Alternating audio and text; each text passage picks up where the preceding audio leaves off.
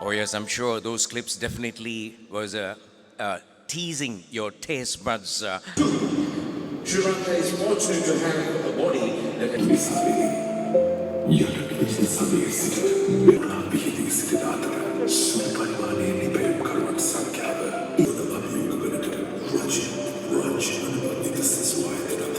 ක්‍රියාවලියට බොහෝ අපහසුතා ඇතිවිය. නමුත් බොහෝ ආරක්ෂකාංශී සහ සෞඛ්‍යාංශී පිරිස් වෙතද මහා නිවාසවල ලංකීය රැකියා විමුක්තිය අවබෝධ කිරීම කෙරෙහිද රාසන ප්‍රතිශතයක් රසකේ නිෂ්පාදන අලෙවියෙන් හිමිවන බවතට මෙම සමාජිකයින්ට බොහෝ දුරට හැකි වී තිබේ.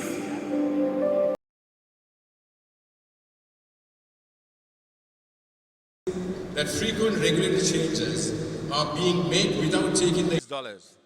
However, some of our members are really struggling to fund some of their overseas projects. It's been in existence for centuries. And talking of the recent confectionery professionals and the manufacturers under one umbrella.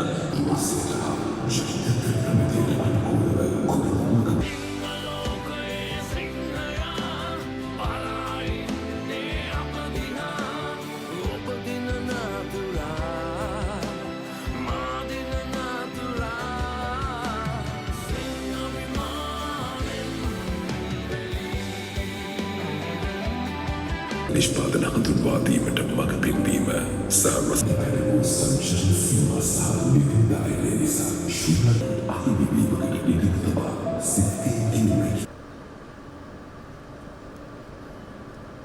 times. Unless otherwise, for his immediate response, the industry would have been negative. Sri Lanka and all the government officials of the members of the 30th Annual General. Now, in this context, I would like to have your kind attention. Chairman of Melbourne, Ms. Ratnapal Samravira, who is not present here this evening. Could you please put your hands together? This is in memory of the founder of Melbourne, the late. Need to be more vibrant. This is confectionery. Your applause has to be like we're talking of the confectionery industry, which is a vibrant one. And we are moving on to reminding you about this vibrant industry, which is definitely running the founders. These are founders who paved the way for the industry many years ago. Hear it for the founders of Lucky Land, Sindasamy Muttaya and Sindasamy Ramasamy, the two as loud as possible. We are recognizing the pioneers in the confectionery industry. And we have recognized 7 people. We're going in alphabetical order. The late Mr. So these are the pioneers that we recognize. Some are in the land of living, some are no more in the land of living. Give them say once again thank you to the Honourable Ranil Wickremesinghe.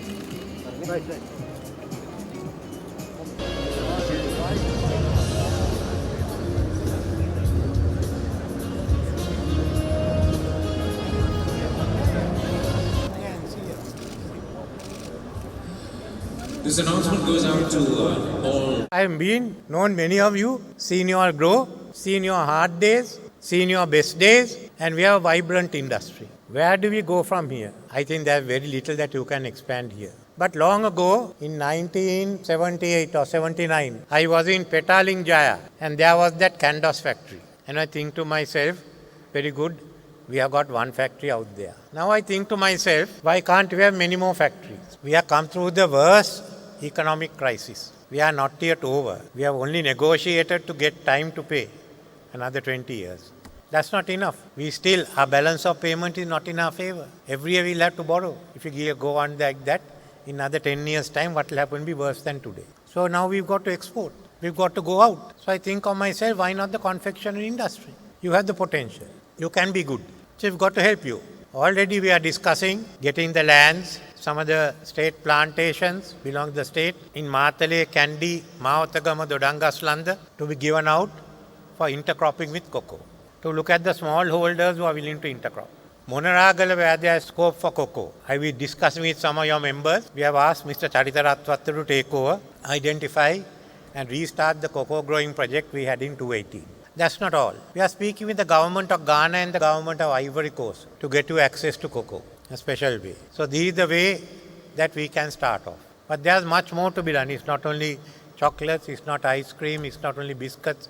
There are so many things to be done. So all the plantations belonging to the state will be leased out to Sri Lankan companies or Sri Lankan companies with foreign shareholders, all to be used, not merely to develop the crop, but to be used in the food industry, which includes confectionery, which is virtually all the lands owned by Chilau and Kurunegala plantation, plus what is there with Alkadua, with JDB and SPC. There will be other lands also that will be available, which we are looking at. We are having food security funds, which will be system A and B of Mahaveli, which is still to be tapped. But all modern agriculture, the best of agriculture. Secondly is the matter of competitiveness. We are establishing the National Productivity Commission. So if you have to have a competitive economy, our productivity has to increase. We are talking with India on upgrading the FTA into ECTA. So there are the non-tariff barriers we have to deal with. If you remove that, there's a good market for you there.